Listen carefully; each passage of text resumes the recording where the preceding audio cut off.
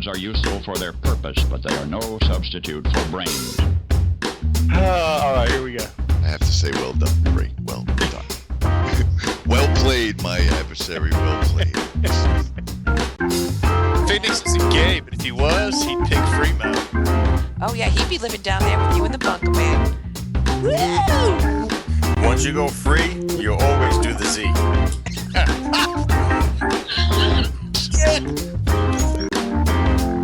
Like one day of not going to Duncan, and you could get a controller, a new Xbox, possibly even a cord.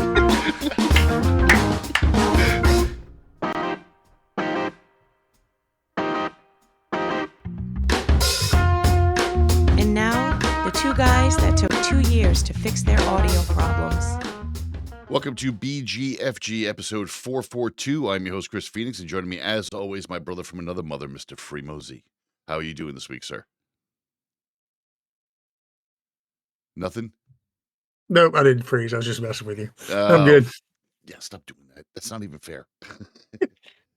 Oh, so did you have a glorious week? Yeah, you can call it that. You can call it lots of things. I know the feeling. Don't know that glorious actually fits, but you could call it that. 420 just passed us by, and I thought it was funny with all the new laws and a lot of the freedoms that people have, except for Fremo State. A lot of the well, you guys don't We're have free as all get out down here. you don't have legalized marijuana. You haven't recreation it. Well, yeah, because do you know how many people would go broke if they legalized marijuana? Yes, we see it happen up here. But on the main stretch that I mean, what are the dealers supposed to do? What are they supposed to transition into? do you know that is still a problem even up here? Like there's people that are getting pinched for dealing out of their houses now. Like you got to be some kind of stupid. Like there is a dispensary everywhere. Everybody wants a piece of that money pie.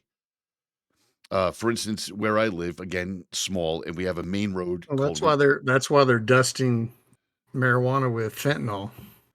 That's disgusting. That is fucking disgusting. No, seriously, the illegal operations are starting to do that because why would I go buy it from you and risk getting in trouble when I can go here and get it and it's legal?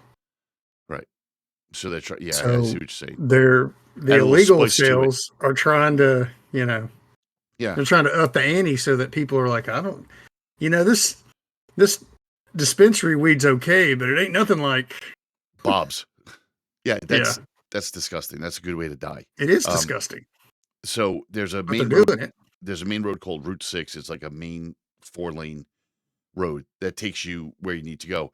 And there's a lot of businesses on there. All the big box retailers are on there, restaurants. But there's 2 dispensaries. It's called what? A route. What's that thing that's attached to a tree under the dirt? Here we go. Route. Okay, so to make Fremo happy, the route that is on the I mean, that's how it's spelled. whatever. Route. There's 2 dispensaries on this route. And I had to drive by there to do some shopping. And one of them, called Solar, was just like open. I'm like, oh, well, it's 420. The place has got good business going right now. It's, it's a good deal and everything. And then I pass by the next one, and there's 2 police officer details. They're parking across the street. They have pop-up tents in the front of the building. Like, it's insane. I'm like, what the fuck is going on? I get home, and I asked my wife. I said, do you know what's going on down in Northeast? She's like, oh, yeah. She's like, you could buy 5 vape pens for 50 cents. She goes, they have ounces at half price. I'm like, holy shit. They know how to do 420 correctly. And they're making a killing. Right. Those guys, the dispensaries, I mean, if you ever had a dispensary down in Tennessee free, I would 100% tell you to invest in it. Those people make money hand over fist. All right, let's get into Lizard.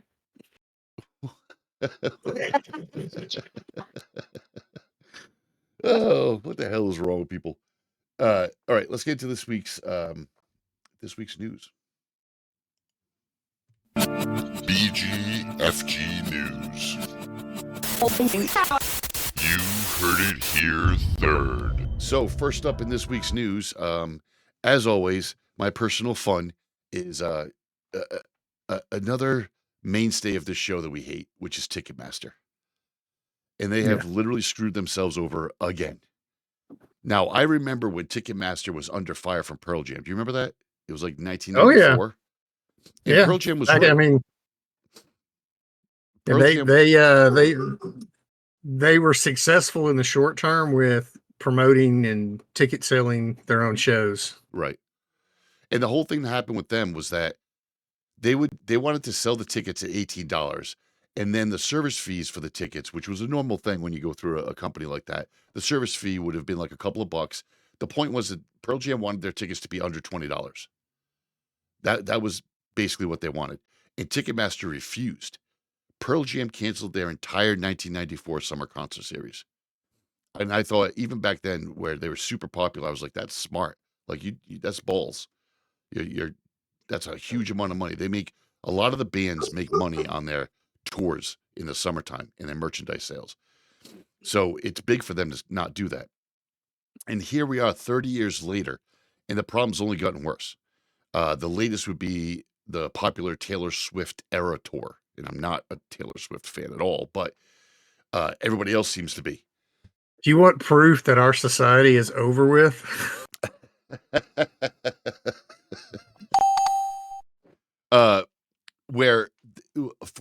For Taylor Swift, they're adding service fees, facility charges, order processing fees, and they're even making the cheap seats double the price of what they usually are.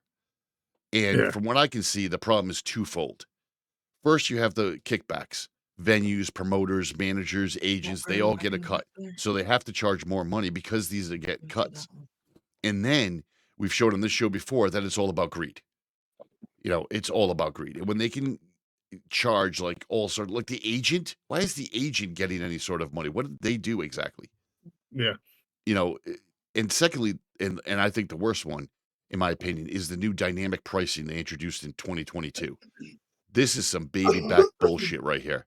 The algorithm adjusts prices for platinum seating in real time as the demand rises and falls with no ceiling. Now, I can tell you from working in the radio industry that there's a lot of times, and knowing what I know about professional wrestling and stuff, there is always allotted tickets. So there's tickets that you're not getting. You're not going to get them.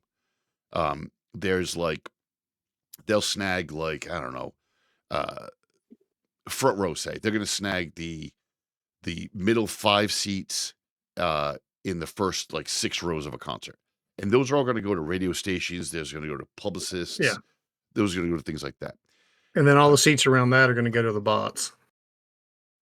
Yeah, essentially. I mean, that's really what it is. But this algorithm, no, seriously, you're not wrong. No, I'm dead serious. Yeah, and it's just it's really sad because this is how you have the Taylor Swift tickets costing so much. But what really set everybody kind of off and started this whole thing was a live Dungeons and Dragons event. Now think about it, a live Dungeons and Dragons event. This shouldn't be something that's going nuts. And it's hosted by Dimension 20. One person went to buy front row VIP tickets for $250. By the time they clicked on the button and got to the checkout, the price had risen to $2,361 by the time they got there. And when they refreshed the page to see if that was an error, now there's no tickets available at all. Yeah. And some say that this is due to other agencies that have to buy through Ticketmaster in order to get their tickets. And you also have scalpers. I mean, there is people that are going to forever scalp popular shows. It's always going to happen. Just look at your local newspaper if you still have one. You'll see whenever a concert comes around, you're going to see tickets on sale on there. Oh, yeah. I got 2 tickets. Trying to let them go. I think this is awful. And some people are even talking now that litigation is going to possibly start with a civil suit, that they're talking about how this might actually be a master plan of Ticketmaster as well, where they have other affiliates that they're telling them, okay, we're going to allot 100 tickets for you right off the cuff. And you're never even going to have a chance to get those tickets. They're going to automatically, like Fremo said, to the bots, for lack of a better term. And at least now the DOJ is getting involved.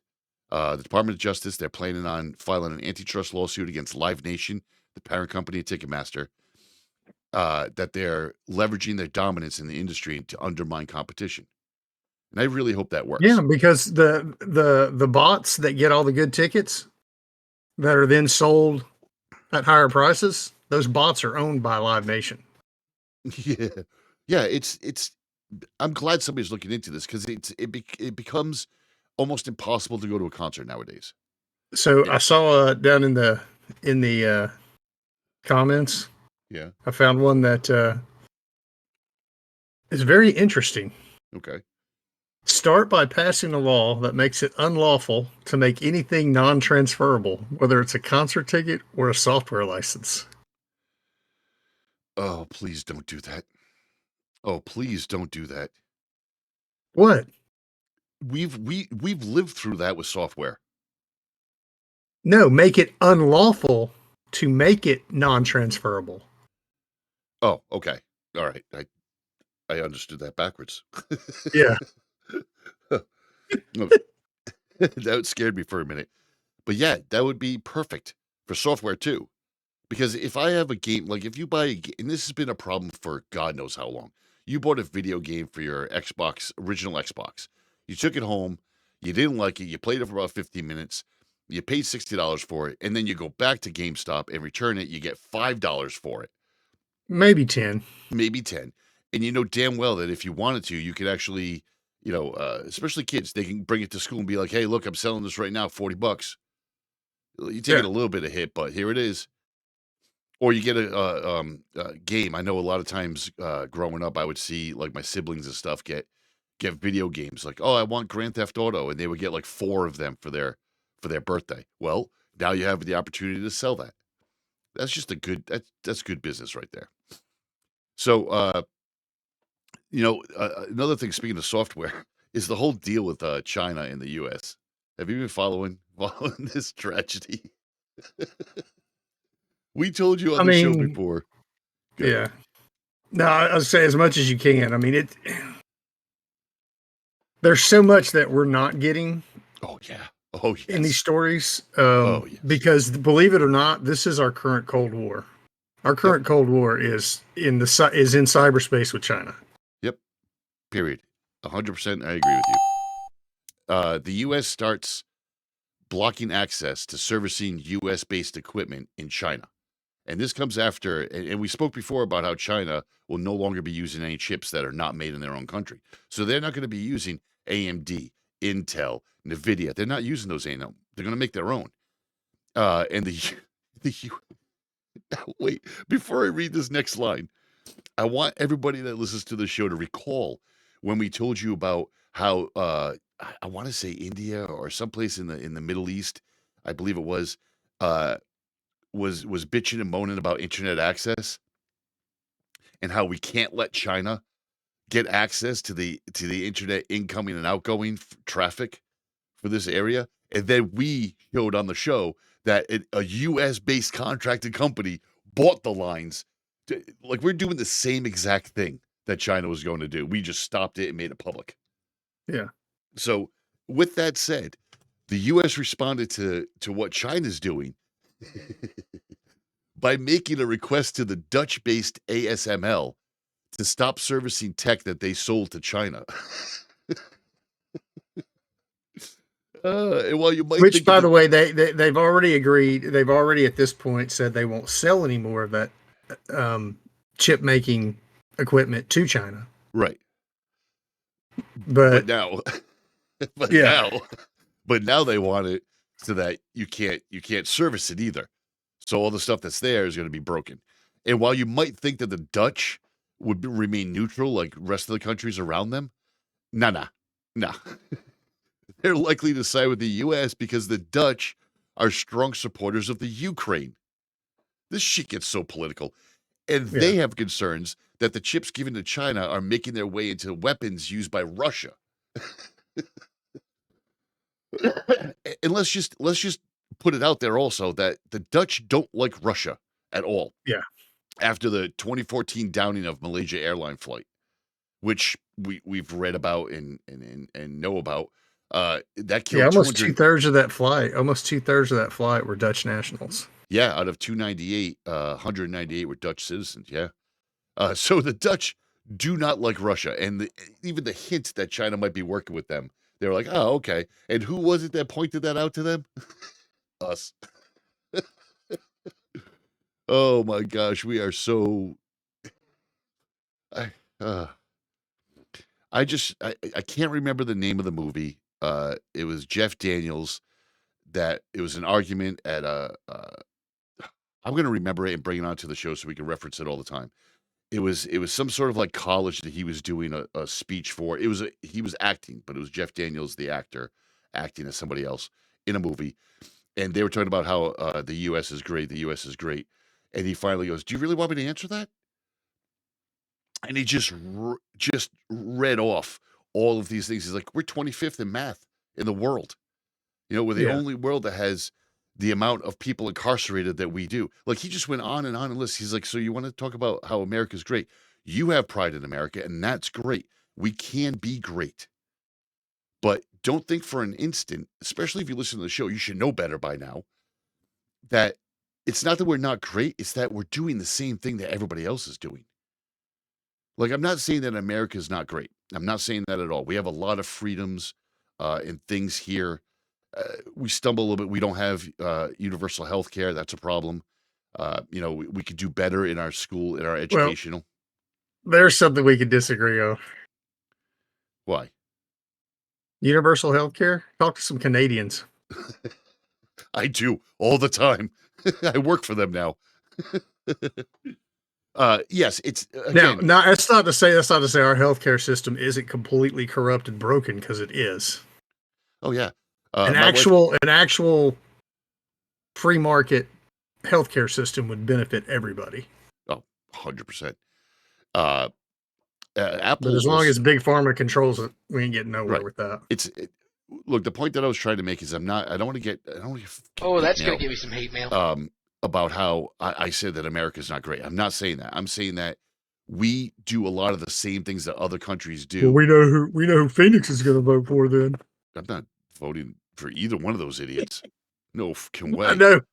One's I going know. to die in I know. office because he's ancient, and you know what? We don't do that. Here's the thing: just the fact that you use the phrase "Make America Great Again," half the people are going to assume you're voting for one, and then the other half are going to look at how you said it and assume you're voting for the other. Yeah, fuck them all. I don't care at all. So with this whole thing with China, right? Apple has to be involved because Apple's so big. We already know Intel, Nvidia, and AMD are going to lose money on China. But Apple also announced that it was told by China's Cyberspace Administration that they need to pull their WhatsApp and their Threads app from China's App Store due to security concerns. Really? And I'm sure 100% that is because of what is the of the TikTok issue? Yeah. Facebook and Instagram are already blocked, making locals in China use VPNs.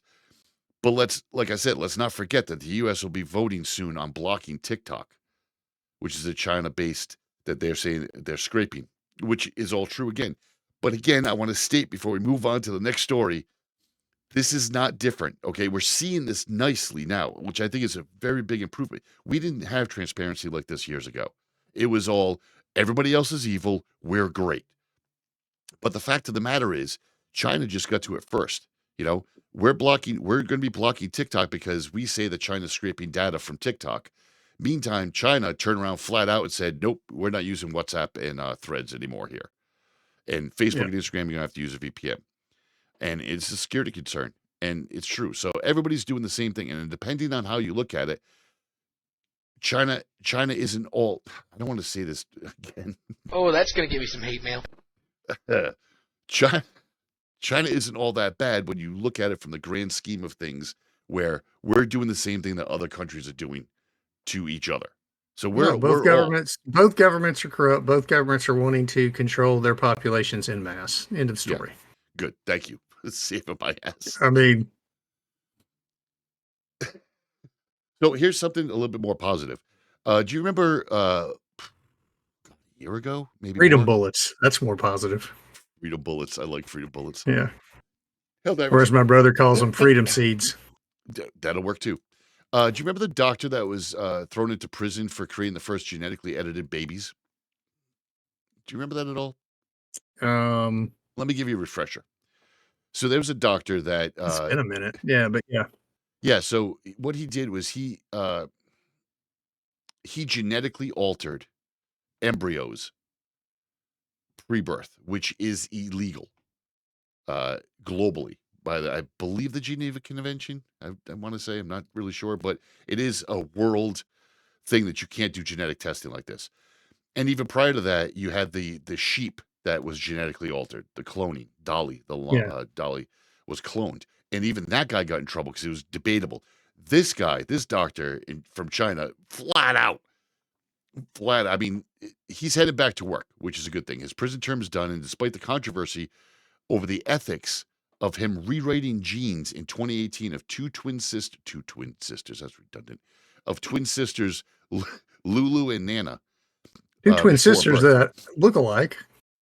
But Lulu and Nana in 2018, they were in genes, and he made the children immune to HIV. Now, you can sit there and go, oh my God, they're immune to HIV. That is fucking phenomenal. Right. But according to the rest of the world, the scientific world, that was unbelievably illegal and unethical to do. And he had stated that he falsified the documents because the progress was taking too long, which is one of the big problems. You have twofold. And this is why, think of the movie Gattaca, if you've never seen Gattaca, where they manipulate gene splicing to make not necessarily the perfect human, but to make things better. And I don't disagree with that. But like we've talked about on the show before, this is the fucking problem with all this stuff. What? Why are you laughing at me? Continue, sir. This is the problem with all this stuff, is that you have two problems. You have, number one, Big Pharma. Big Pharma always wants a piece of the pie, and if you have a disease that they can make billions on, dry skin, they can make billions on it. They do not want to hear about a cure for dry skin. They don't. Yeah. Because they're going to lose so much money on it. Here's a different perspective. Okay. We're messing around with stuff that we don't truly understand. No. Okay. No. Look at in this country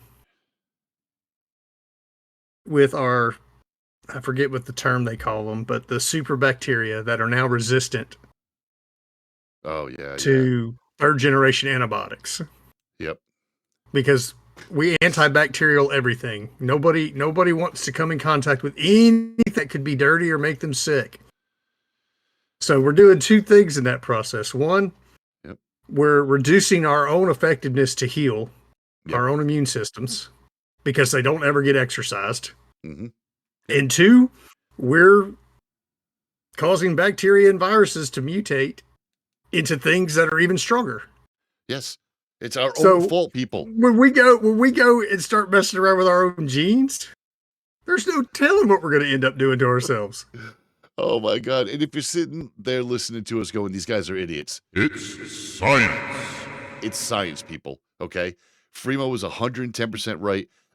My wife was a nurse, ER nurse. She's knowledgeable in medicine, and she's the first one to tell you that when you do that, like Fremo was just saying, when you do that consistently and just keep your kids away from all sorts of bacteria and anything else, and they don't build up an immune system at all.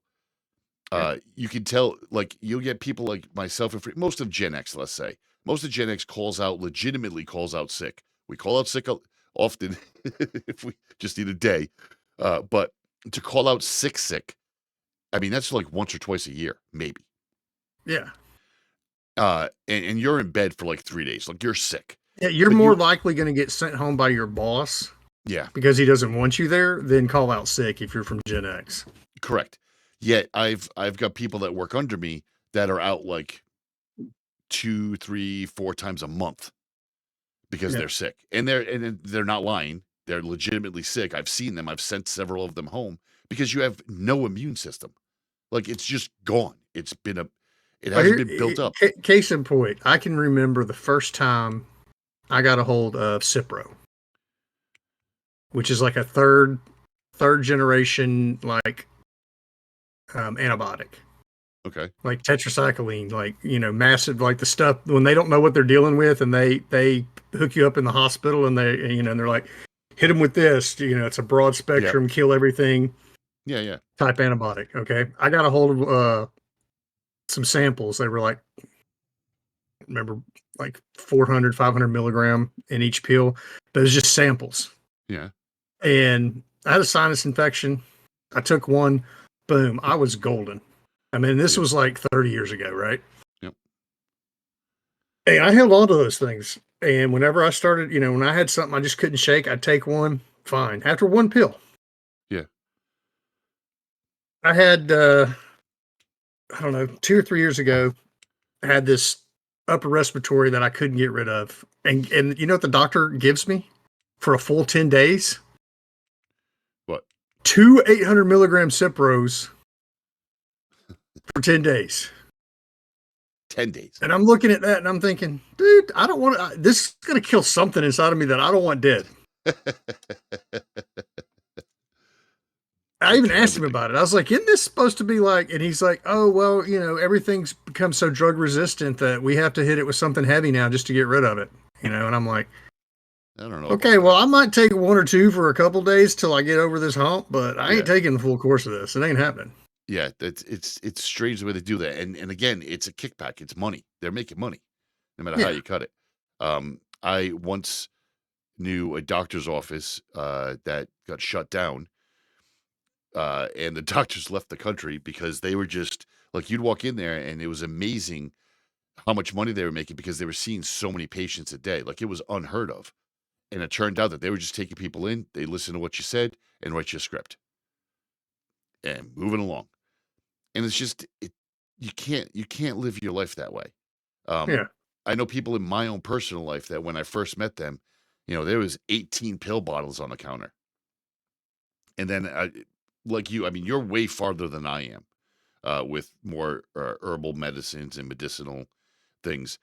I'm not quite that far yet, but again, I'm not popping pills I mean, I have to take my heart pill every morning, but outside that, You that's don't have just to. We've talked about this. Right. There's ways past that, Phoenix. Correct. I agree with you.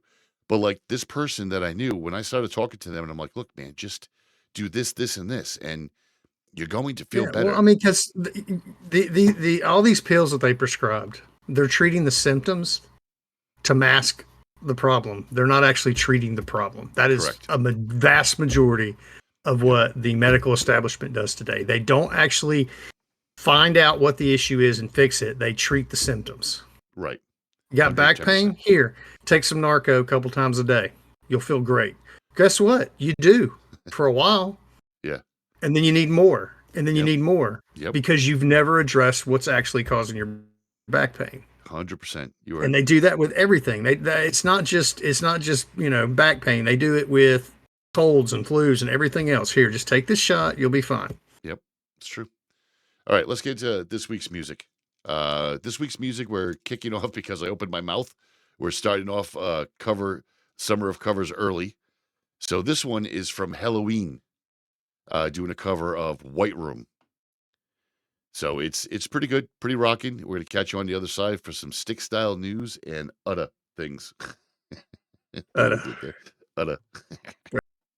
White Room, great song. Great song. And a good cover, I have to say. Wouldn't you agree?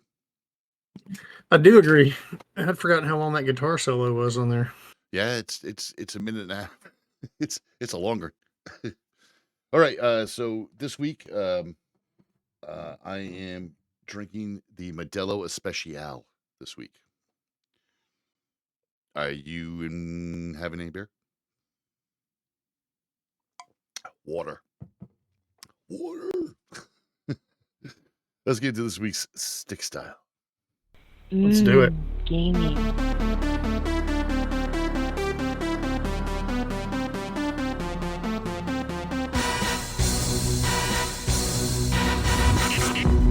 So first up this week, I can say as a gigantic Star Wars fan, in fact, I'm such a big Star Wars fan that I recently learned that somebody that had come over to my house recently made comments afterwards on their drive home of like, the hell is wrong with those two?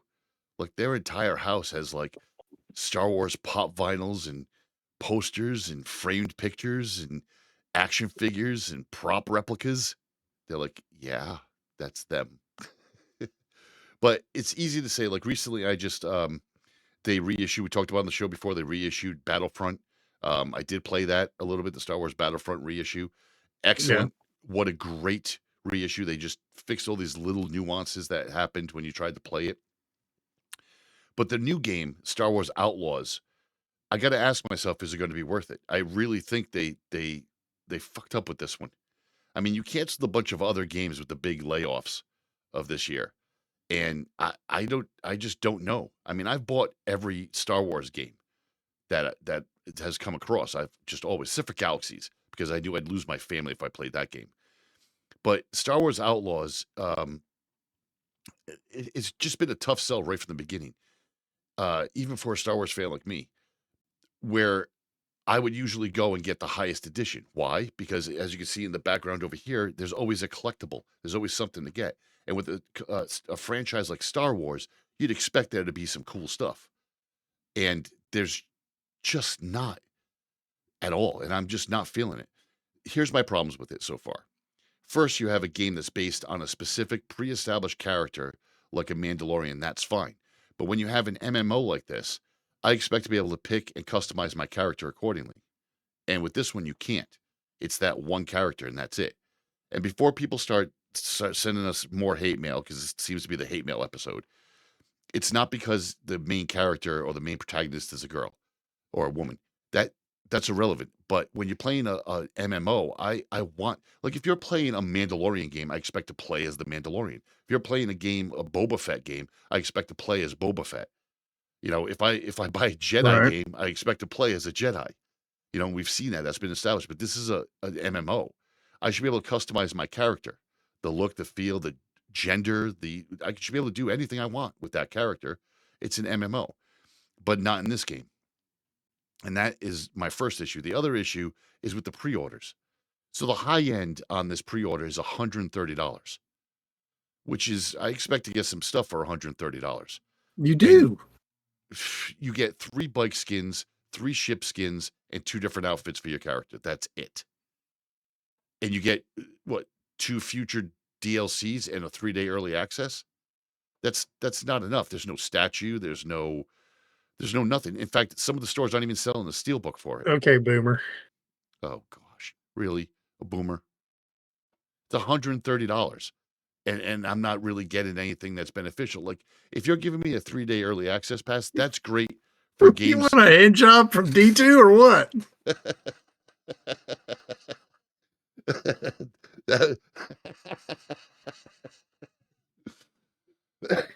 That was good.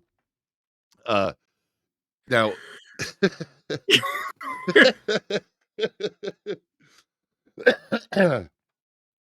oh, that caught me off guard. But that is, I expect to get, if you're playing a Helldivers 2 or a Halo or anything that you build a character on against other players or with other players, then the 3-day early access is quite nice, because then you can get kind of a little bit more out of the game, or you can test a bunch of things, or you can just get more stuff before everybody else starts playing. But on this game, it's not like that. You're just playing your character, just getting 3-day early access, which I don't know, feels beneficial. Don't you also get like an extra mission that other people don't get? Well, that's the thing, is that's what's really pissing people off, is that there's apparently an issue of having a Jabba the Hutt mission locked behind the season pass. So you have to buy the higher up version of the game to get access to the season passes, and that gets you access to a Jabba the Hutt. Now, Jabba he's not only a mainstay in the Star Wars universe, but an important part of this game as being an outlaw. So it's important that it's going to be a big part of the game, I guess you could say. And Ubisoft has already started backpedaling, like you'd figure Ubisoft always does. And they're saying that this is just one Jabba mission, and it's the only way to pay at launch to play it. But they also indicated that it's going to be free later. Well, then, if it's going to be free, well, we've talked about this on the show for years about stuff. Destiny was the worst one, where Yeah. you would pay extra for a gun, or you'd go grind out for a gun, and then the following week it was free and available to everybody. Like then what makes that? Then what's the benefit of getting that? If I'm paying $130 to play a Java mission that I'm going to get what in my first DLC that I'm going to get, everybody else is going to get 6 months later, or it just I ain't gonna lie, that's what I like about Starfield, man. Because I'm playing it so not the way most people play it. I've got stuff that you've never even seen I or even heard 100%. of. Yeah, he does, folks. Trust me. Freebo's seen things that we posted it. If you go to Stick Style on YouTube, you'll see one of the highlights is one of the first times that Freemo found something in the game, and we were playing it heavily when it first came out. Freemo's telling me about all these historic characters, and I'm like, "What game are you playing?" Like, it's right there in the highlight reel. I'm like, "What are you playing?" You're like, "No, I found a planet that's got all these clones of all these classic figures from history," and I'm like, "Where?" I played the game through 3 times, and I never found that planet. But Freemo did, and so that's to his point that he's doing things that nobody else did. I just think it's a shitty way to sell a game, and I think we're getting to that point now where they're running out of things to do. Like, you don't have you're gonna sell it's not like you're not gonna sell Star Wars stuff. If you made just a couple of tweaks, like you could change a character, or there's I don't know, So which version of this are you getting? none. I'm not. Actually gonna wait. I'm gonna wait a while before I buy it because there's just But you're way gonna too end up many getting questions. one. Maybe. I really don't know. I'm So you're gonna loving. wait for the secret mission to be free before you buy it. I might not even do that. I might wait for it to come on Game Pass or something. Like, I really Okay. don't know because there's nothing. There's nothing for me to get. Like, you see behind me, I Well, have helmets. And I have, the problem is go ahead and hit the hate mail button. Oh, that's gonna give me some hate mail. The problem is Disney took over Star Wars. Oh yeah, yes, that is a problem. Not gonna lie. Yes, So it's Disney's getting bigger and bigger and bigger. And they're struggling to keep, like, they're saying that they're losing money, and they're really not losing money. Like, how can you possibly be losing money? You have Hulu on your shit now. You get Star Wars, Pixar, you have classic Disney. Like, come on, man. National Marvel. Geographic is on there. Marvel, yeah. Like, come on. You're not hurting for money. Don't tell me you're not making No, money. but they're ruining all these things. They are ruining a lot of these how are you going to take something as popular as Mandalorian? That's my prime example. Something as popular as Mandalorian, and you're creating a game for it. People are like, they hear about it and they're like, "Yeah, I want that game." And you just cancel the game in your layoffs. You're like, "No, we're not going to do that." And you did that before with another Mandalorian game. I think it was a Boba Fett game. You did that before, and it pisses people off. So it's strange. But on the same note, you have other companies that are doing like, I just recently finished watching the Fallout TV show on Amazon Yeah. Prime. Excellent, excellent series. Just Yeah. really good. Everything I've heard about it's very well done. It is. It's very, very well done. And what I loved seeing is that the whole, like, right after the show ended, they released on Steam, I think it was. Um, they released an entire all the games for like $25. So you can get all the games. And what I thought was even great, I mean, for $25 you get Fallout, Fallout 2, Fallout Tactics, Fallout 3, Fallout New Vegas, Fallout 4, Fallout 76. And with Fallout 3, 4, and New Vegas, you're going to have all the DLC. That's the way to do that sort of thing. What I thought was great was that Fallout downloads jumped up after the TV series was done. Fallout games downloads jumped 7,000%. Yeah. I love it. I love seeing that. I love it. But again, it's not without problems because there's always gonna be problems in the game industry. Always. Always. We've complained about it for years on this show of things like, publishers getting purchased and then getting dismantled. Bizarre Creations. there's been companies that have been absorbed into the parent company and then dismantled. And YouTuber Ross Scott is putting up a fight, and I agree with his fight. He says stop killing games. And what he's doing is he's trying to push developers to stop ending support for online games. And I see the point sometimes. For instance, Ubisoft pulled the plug on The Crew. That's a 10-year-old racing game. We've played it. Stick Style Group has played it. Yeah. It wasn't a bad game. It was a really good game. And now Ubisoft said that it's because of server infrastructure and licenses that they'll be discontinuing the online support. Now, here's a game that's 10 years old. If you like playing it, you're going to keep playing it. That's what we do in Stick Style all the time. My God, we're still playing Gears of War. And I see their point. Now, from the back end of what Fremo and I know, the server infrastructure, I can see that, right? Because it costs money for server space. And as a company like Ubisoft grows, they need that server space. Do you want to go buy a whole nother rack because you have a 10-year-old game that's still being played? I mean, I can see that. Because, again, your base for that, what? Yeah.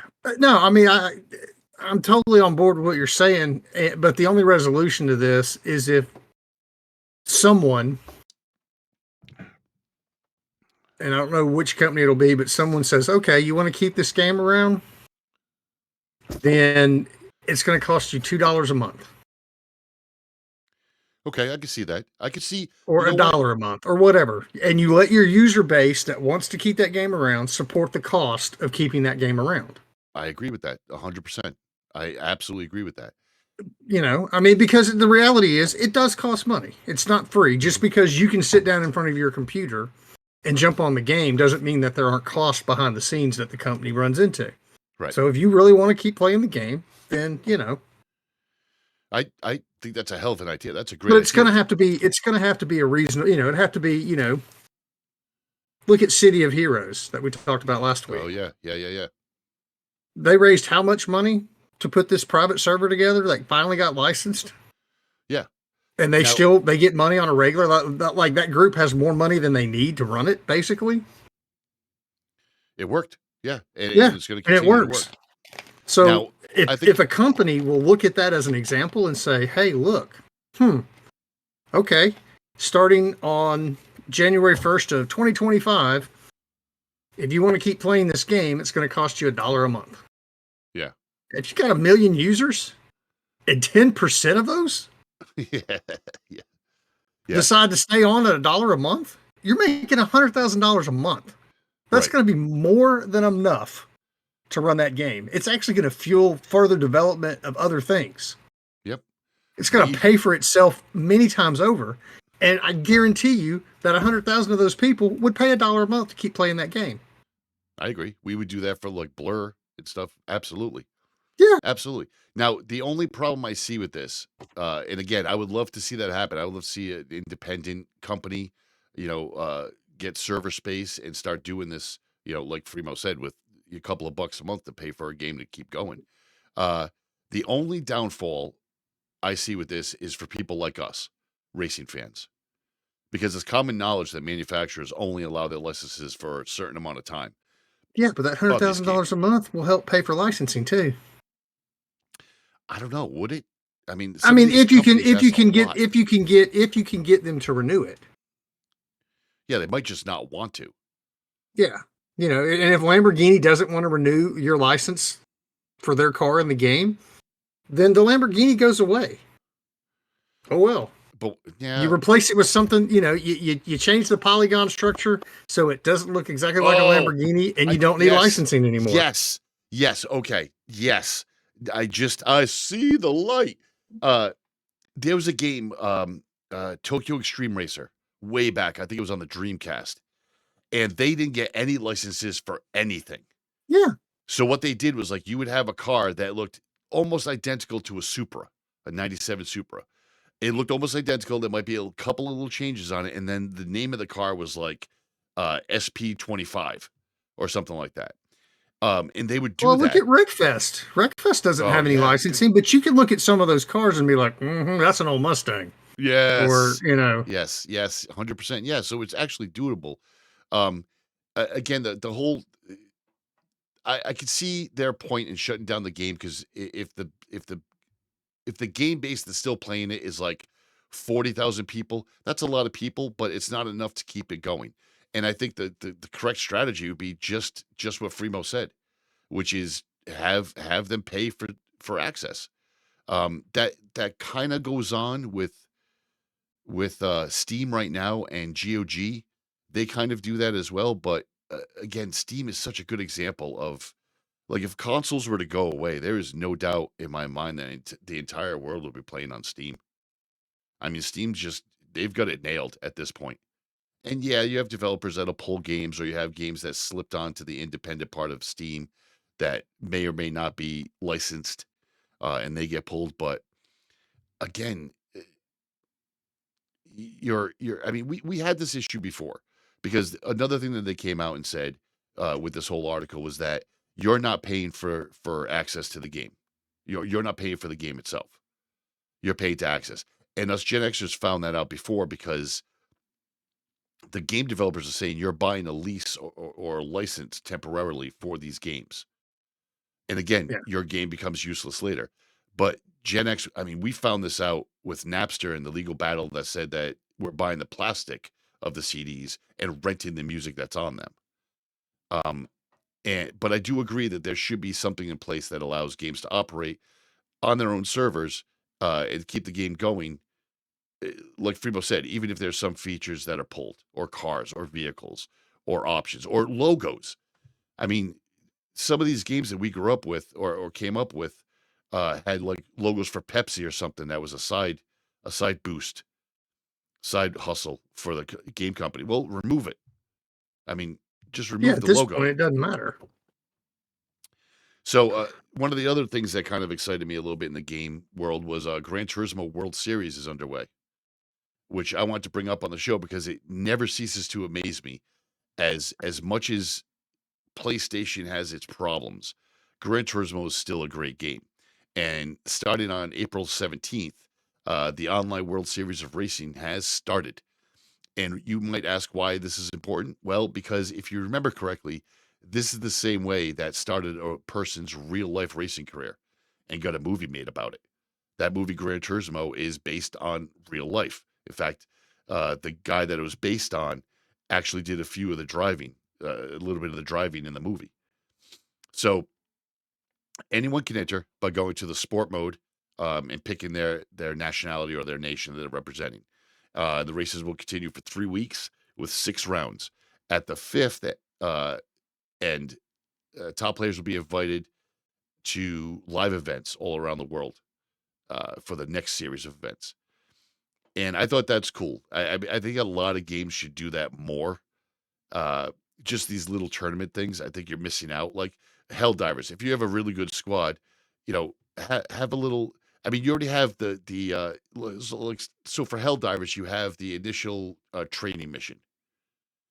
Do something like that. Elaborate on that, but do it timed for your squad, and see who can do it the best for their squad. I think that would be a fun thing, and a lot of games could do that. But doing it and we've talked about saving GameStop before, where you should have tournaments based on GameStop. GameStop will come alive again. You have these tournament centers at GameStops. It'll be beneficial. But if you're that serious in racing with Gran Turismo, and we talked about Blur, we've talked about Wreckfest, if you're serious racing, then you probably have a steering wheel. And we've talked about steering wheels before. They can range anywhere from $200, $250 for a Logitech one, all the way up to some of these like semi-pro ones. And if you don't think that they're serious and you think it's still that little plastic thing you have with your PlayStation 1, you are way out of touch. Because if you are a true racing fan, you can get into some serious money. I recently looked at a steering wheel pedal shifter combo that was going to cost me damn near $1,000. And when I got to it, I got to the price, I'm like, I can't justify this at all for the amount that I play. Like, I'm not a pro gamer. It's just not. But what Fremo's got his head in his hands. This should be interesting. But if you're that serious and you want to get a controller or a steering wheel, you might want to get a seat as well. And there's a bunch of seats. You can buy seats at like Walmart. You can buy seats at GameStop. You can buy seats that you strap into your pedals to and your steering wheel to. But if you're really serious, you want to go with one of PlaySeat's latest racing ones. And the PlaySeat one is interesting in my opinion because it really kind of goes in every direction. They, What? I'm just sitting here looking at this, and I'm like, oh my god, does somebody really have 2,500 grand to drop on this? 2,500 grand? I mean, $2,500 dollars, not grand. It's a fully adjustable cockpit, low and relaxing seat position, thick seat cushions, adjustable It monitor literally and looks. wheel It mounts. looks like they took the tubular construct out of an F1 Yep. for the cockpit. Yeah. It's basically the cockpit, the Yep. structure of the cockpit without the car around it. Right. And I mean, you're in a fully reclined position with your feet in front of you, like you would be in an F1, Yep. almost laying down. Yeah. I mean, And it's tubular. I'm sorry. I'm still going to put you into the wall on a curve, whether you're in that thing or not. Now you take that. I'll be using this. Now, if you have unlimited funds, then sure, get one of these $2,500 play seats. You know, strap a 32-inch monitor on it, but you can also play Gran Turismo on it and put on the VR2 headset and have a full immersion. I mean, that's something right there. But when you're all in for like $3,500, you better be making money on your YouTube channel, racing every single day for hours and hours and hours. You better be doing that because I can tell you that other people are. They have seats that start at $300 and go up. But you have to remember that some of these high-end seats, these are used by real drivers to practice. There's a lot of these real racing games that are online, these full simulators that literally real drivers practice on, which I think is just great. But I don't know if I'm going to spend $2,500 to have a seat like that at my house. Like I don't know. Yeah. But I would go to a place like a GameStop type place that had one set up that I could sit in and rent time for like half an hour. I would do that. Would you? If they ever have something like that available, I will pay for the 24 hours of Le Mans with me and you. Oh, that would be so good. Oh my gosh. I mean, you'll have to bring someone with you to swap out when you pit, unless you think you can sit there for 24 hours. No, I couldn't do that. But yeah, that would be pretty wild. I'm pretty sure I can hit a line or two on the back straightaway. Oh, that's not. Nope, we're not endorsing Just that. Stay awake. We're not endorsing that. Let's get to tech news.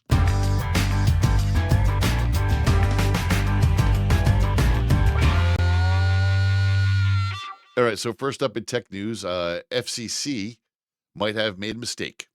We spoke before about possibly new legislation that's bringing back net neutrality bill, but I don't think they read it all the way through.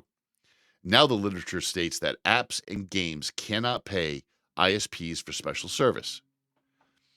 But what happens if the ISPs just do it to make a selling point, right? You're not having so game companies like Ubisoft, EA, they can't go to ISPs and say, we want to have a special lane for our subscribers specifically. That's part of the legislation. But what's to say that the ISPs like Xfinity, Cox Cable, Frontier, what's to say that they can't just go, hey, look, if you want to pay us an extra $40 a month on top of your bill, we'll give you an isolated fiber line. Because you and I both know that on the back end, they can easily do that. They can section off a piece of the fiber, run a blade server on it or in it, and just have that for certain subscribers. I think do what I do and not have to pay that extra amount. Just live in the middle of nowhere so that you have your own fiber line. That's true. Oh, so let's take it a step further and say Xfinity says that if you bundle their internet, phone, and video and cellular, you'll get preferred access. Now, I worked in the industry before, and they did try doing this before, and it failed. Well, it didn't fail. It just became the norm. Like you could go get like in the early days of the internet, you could go to Cox Cable and get a I think it was 10 meg down and 2 meg up, basic cable line, and that would get you internet. Everybody was super excited. Oh, I got internet. I got high speed internet. But then they turned around and said, well, some of these gamers and stuff, we have to give them a little bit more throttle. So it was like a 50 megabyte down and 10 megabyte up. But you paid almost double or triple the price for that. Yeah. Now, Or you know somebody like I did back in the day yes, you did. I remember that. when I was on Comcast and I had full business speeds up and down at my home. Yep. I remember that. Everybody's like, oh yeah, everybody was waiting for me to get on for me to host the game. Correct, because your hosting was better than everybody else's. Of course, AT&T and Verizon are right there stating that they'll use their network slicing to better meet the needs of particular business applications. Oh, you liars. The amount of greed. Is it because we're getting older, Free? Or am I missing something here? Or is it just the amount of greed in the retail sector, in big business, big pharma? The amount of greed is getting unattainable. Like really getting unattainable. Like when you live in a country where 99.99% of the population is 100% consumer driven, that's all they're interested in doing is consuming, then you can make money hand over fist. Yeah. And they're going to complain about it, but guess what? They're going to do it anyway because that's what they want to do. They want to consume. That is factual. That is absolutely factual. When they brought this to the attention of the FCC, the FCC kind of backed off and said that they don't have any control over what businesses do. Well, that's you kind of do, FCC. That's the whole reason for your existence. Right. Especially in the communications realm, you actually are. But the fact that you're backing off tells me that you're getting paid off. That's what that tells me right there. And again, I fucking hate that. I hate the fact that there's so many other things I want to say, but let's just say that I know that big businesses like to do shit like this. They like to produce a positive cash flow for their investors and their board of directors, but then on the back end, they lie to newspaper articles, websites, and television shows about how the business runs, and it's not like that at all. You can go into any place. You can go into a Walmart, Kohl's, Target, Best Buy. You can go into any one of these stores, and it's going to be hard-pressed to not only find an employee to help you, but it's going to be a ghost town for anything that you want to do. Expect lines everywhere. It's just going to happen because the workforce is getting cut because the greed is so high. And they're trying to find different ways to take out the unessential. That unessential is that person you talk to. There's no store that I know of right now that you can go into and talk to somebody that's an expert in TVs, or that's an expert in laptops, or that's an expert in headphones. You're not. In fact, I know that my wife was at a Target looking to get a pair of earpods or earbuds, I think it's called. And she literally walked around for 25 minutes trying to find somebody to help. And the one person she found, they're like, I work in the warehouse. I don't know anything about that stuff. And she finally just left. She did her own due diligence online about what she wanted and then purchased it from Amazon. So you're losing out. These companies are losing out and they don't even realize it because of their greed. But enough about the greed. Yeah, right. Enough about the greed rant. I don't want to, because there's another rant coming eventually. Let's talk about robots instead, because robots make us happy. Boston Dynamics, a lovely company that we like here at the show.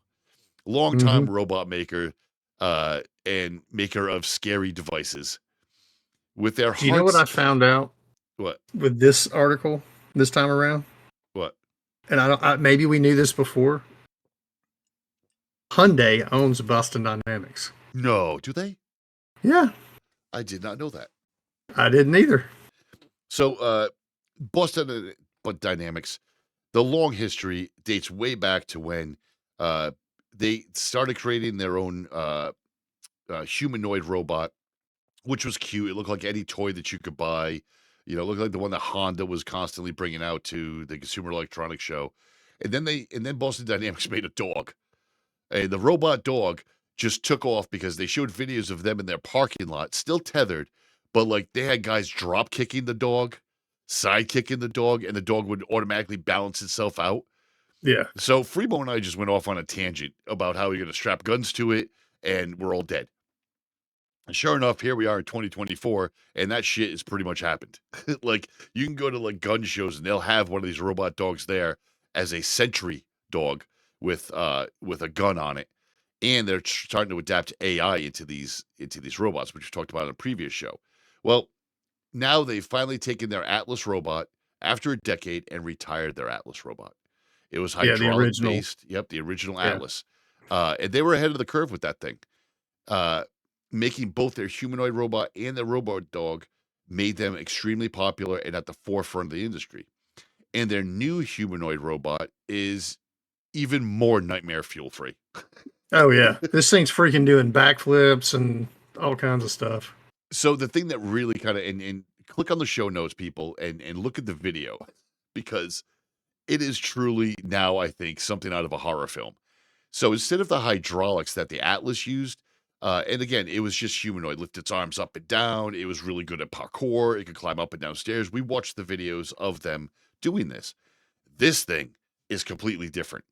This thing is fully electric motors, meaning every single joint is 360-degree rotationable. Rotationable? Is that Yeah. even a word? Rotatable. It is now. And they made it slimmer and lighter. And it can adapt to new environments on the fly, manipulate objects with either hand at any angle. And if you watch the video, it goes up from a dead flat laying on the floor to like something out of The Ring or any other horror movie you want to possibly say with contortionists in it. It is just scary. And it has enough cameras and sensors on it to be able to be aware of everything around it at all times.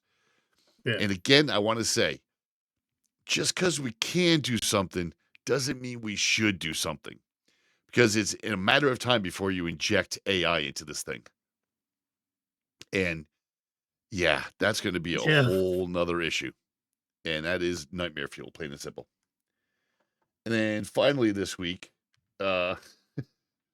Windows has you covered. And I wanted to bring this up finally at the end this week because one of my jobs, I had to deal with a customer that was naive about computing and things like that. And they had 3 VPNs, they had multiple antiviruses, and they were wondering why their computer was running so slow for all the money they paid for, and blah, blah, blah, blah, blah.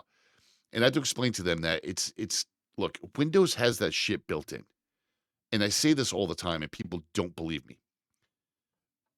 You want to be safe online, I get it.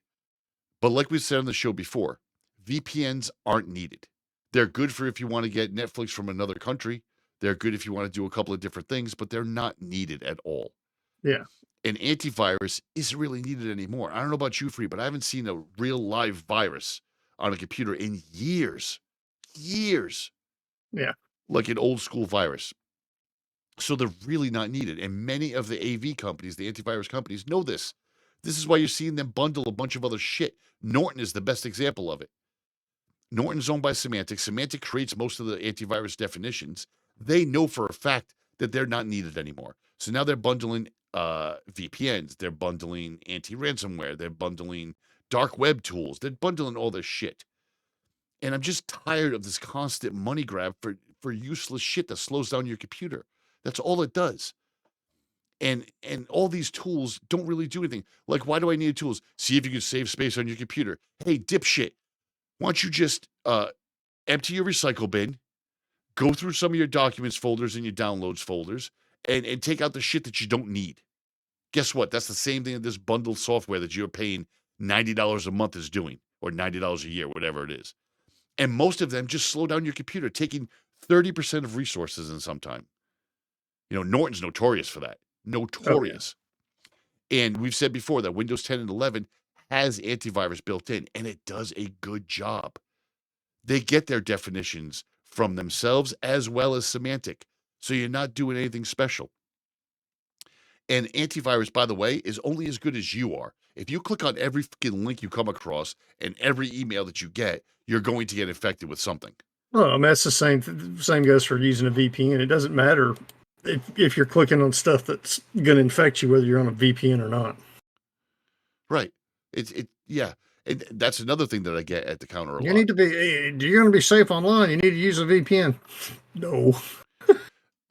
I use a VPN. I don't understand why I got this stuff on my computer. Because you clicked on something. Like, I just want to slap people sometimes. Like, you did this. This is nobody's fault but your own. I literally told someone one time, they're like, well, how do I keep from getting this stuff? I was like, okay. See that button at the top of your laptop above all the keys with the little light on it? Yeah. I was like, hold that in till the light goes off. And they're like, okay. Like, hey, my computer shut down. There you go. That's how you keep from getting something. I guarantee you will not catch anything else on that computer. It's amazing. If you don't know that stuff, like if you don't know how to drive a manual transmission, don't buy a manual transmission car. Yeah. Especially going with. I mean, literally, here's a metaphor for people with their computers and how they go about doing it. Well, I didn't think my car would get hurt if I ran into that wall because I've got airbags. What? It's so true. That's so true. The airbag's not to protect the car, idiot.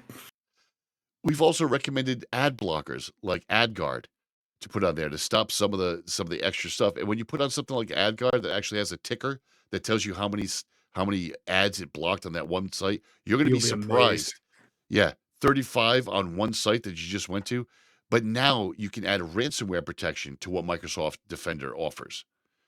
So, it's already built in. You just have to turn it on. Yeah, exactly. So you have antivirus, anti-ransomware, and you add a ad blocker to your computer. You're going to be safe as long as you're good. You have good practices. You don't click on links in your email. And I save email. I have email on my phone that I save to show clients of what it looks like as a fake email. I just get an email from a company I work for telling me I owe them $350. I'm like, we don't even sell anything for $350. Like, that's not even a thing. And then when you look at the email address, I can pretty much guarantee you that your cable provider, like Comcast or Cox or whoever it is, they're not sending an email to you saying that you owe money from their Gmail account. That's not happening. They have a corporate server that has corporate email. Microsoft Defender does a very good job protecting you on your computer. You go into settings, type in the word Windows security. You'll see that you have antivirus protection right there, right at the top. And then if you scroll down to the bottom, you'll see ransomware protection. And you can turn that on, like Fremo said, because by default it's off. And make sure they're both on. And you're done. Yeah. Now, I want to say, with all of this said, because I get this a lot, if you turn on the antivirus in Windows and you turn on the ransomware, anti-ransomware, you can look at the other options that Defender has and decide whether you want to do those or not. Take your browser, put in AdGuard. And they're not sponsored on the show. I've used that one for years. It works very well. I'm very happy with it. Now, remember, like we always say, AdGuard, you're signing up for something, they're going to make money somehow. But they're going to make money on you because you are the commodity now. So be prepared for that. But I haven't seen any backlog from that company. It just simply blocks the ads. You have those three things in place, and then you need to do a backup. Now, people, when it comes to backups, people take that shit way, way overboard as well. Okay? Making a clone, the reason why nobody makes clones anymore, except for people like Fremo and I in our daily business, because you have work computers that need certain criteria and domains, and there's a lot to it. But on a consumer level, you don't need to clone your fucking machine. You don't. You need to make sure that you stay organized, number one. So I think Apple, and again, I think Apple's file structure does this really well. You have access to 5 folders in Apple by default. 5, that's it. And that's all you need. And that's all you need to make a backup of. You copy your desktop folder, documents folder, downloads folder, picture folder, videos, and music folder to an external drive. That's all you do. Do it once a month. I do it myself once a month. Well, actually, with Windows ransomware protection, you get a OneDrive account for free. There you go. I don't know if I can recommend OneDrive. I don't know. It's still, I mean, it does what it says it's going to do, but I'm just saying it automatically keeps your files synced and backed up. Now, you may have to purchase additional space depending on how much you're storing on your computer, but.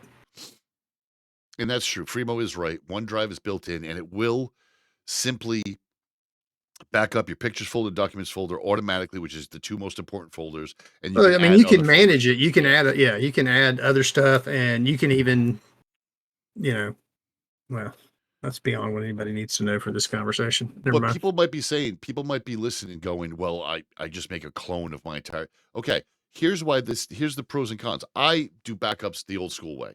I literally have one window open with my external drive, one window open with my main hard drive, and I drag a copy of the folders over to it. That's what I do. I like doing it that way. The reason why you do stuff like this, because you are going to be surprised one day when this happens, your file system or your hard drive dies and you have a backup from a couple of weeks ago that you can use. You're going to be surprised at what a fresh install is like. When you have a fresh install and then you just pull your documents folder over, your pictures folder over, and then install all your programs, you're going to be surprised at how much better of an experience that is. Because over time, your computer gets clogged up. It does. I mean, I hate to sound like an old person, but it does get clogged up. There's a couple things you can do to restore it basically out of the box without having to redo everything. I mean, you're not going to get, like you said, you're not going to get that fresh install experience, but it will keep your computer closer to that. If anybody wants to investigate that further, drop me a line. I'm not going to go through the whole thing right here because it'd take too long, but there are some free tools that are fairly easy to run, fairly intuitive, that you can basically give your computer a tune-up. Yeah. Yep, there is. And one more thing. If you need to back up Outlook, first of all, stop using Outlook. Use it at work, okay? Don't use it at home. When you're at home, go to the service provider. If it's a Gmail account, go to Gmail. If it's a Outlook account, go to outlook.com. Do it online. Don't do the standalone. Leave that for businesses, okay? Because businesses are going to keep using that, and that's never going to go away, unfortunately. But you do not need it at home, and it's causing more problem. Because when you have to back up Outlook, it is a pain in the ass. You have to back up the PST folder as well as the CSV folder, and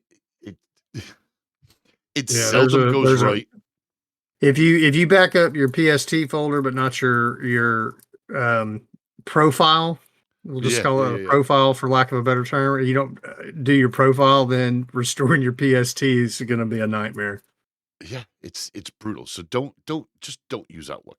Take this time to go, do I need all these email folders? No, I fucking don't. Let me just start using the online version. So then again, do with it what you want. But the point of the whole matter is that you don't need all this bloated antivirus bundled software. You don't. It's built into Windows. Do it properly. Do your backups. You're never going to have a problem. Once a week, I do a restore point in my computers. So when I'm sitting there and I read the news on a Sunday morning, I'll make a restore point just in case. That's just a quick little way to make sure that you're covered. And then once a month, I do a full backup. I don't reset my computer, but I do a full backup in case something goes sideways. The only time, and again, it depends on your situation. The studio computer here, when that thing died, and I had to redo it, it took a better part of a week because there's a lot here. But the upstairs, the stick-style computer just has games loaded on it. So I reset that thing in under a day, and everything's back. I just got to download the games. But because all the games that you're playing on your PC now, odds are they're saved online. I mean, cloud. If you really want to get super technical about it, you run your RAID 3 on your home computer, and then you never have to do any of that because, chances of multiple drives failing at once. That is true. But we don't even want to get people, if they're barely understanding how to do a restore point, then RAID's going to throw them for a curve. And they'll end up installing like RAID 0 and thinking that they're covered. Anyway. All right, that's it for this week. Do you have anything else, Free? No. All I'm right. ready. I'm ready to play some Helldivers. Like right now, like no break, like straight into it. Oh, In fact, I'm okay. closing out that. All I'm right, moving. people, I'm that's moving it. That's it for this week. Discord to my secondary. 10 down, show's over. Woo woo. So you can find more of this garbage at bgfgonline.com. You can also send us an email with your questions or suggestions at bgfgshow@gmail.com. Find our podcast on Apple Podcasts, Spotify, Google Podcasts, Stitcher, Overcast, Podcast, Castro, Castbox, Podchaser, and YouTube. Thank you for listening.